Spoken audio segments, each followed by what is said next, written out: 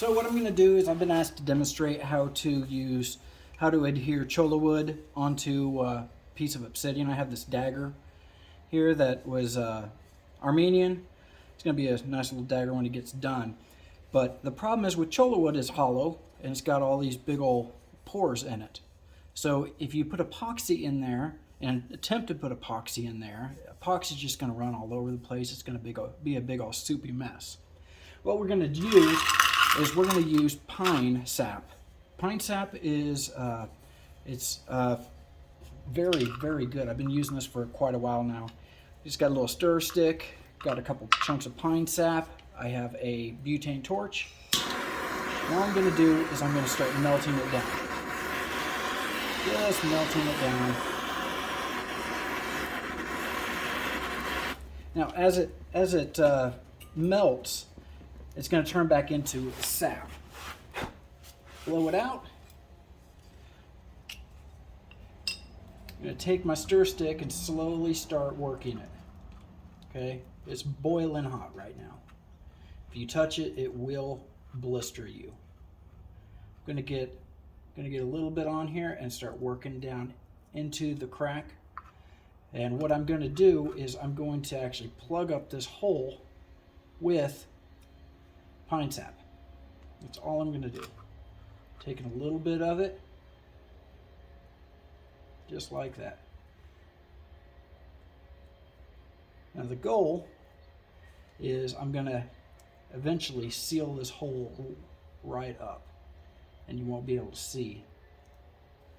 You won't be able to see through it anymore. Almost there.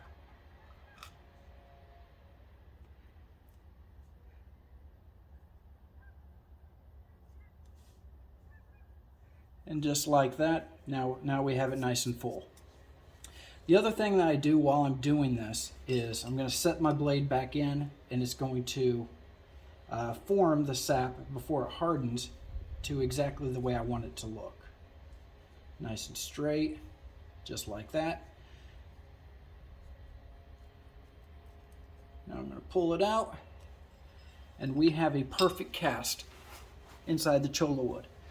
Now what I'm going to do is I'm going to go ahead and apply some of this pine sap to these outside pores. And the reason I'm going to do that is because, again, when you put epoxy on there, epoxy is going to run out. I'm going to heat it up one more time. This time, instead of getting the white part of the sap, I'm going to get the black. The reason I'm going to do that is because this black, whenever it hardens, it gets just absolutely ridiculously hard. Versus the white stuff, it will go and it's still very fluid.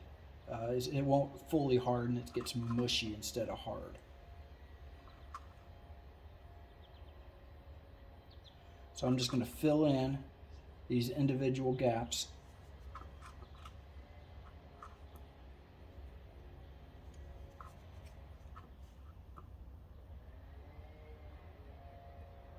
And then once you get done with this, you can take a razor blade and you can shave off the excess. So it won't be goopy once you get done with it.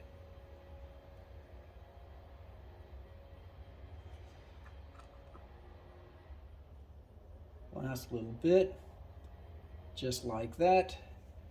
Poof. Now we are ready to put epoxy on there. I'm going to fill this one little hole right there. Outside of that, just in case, I'll do these as well.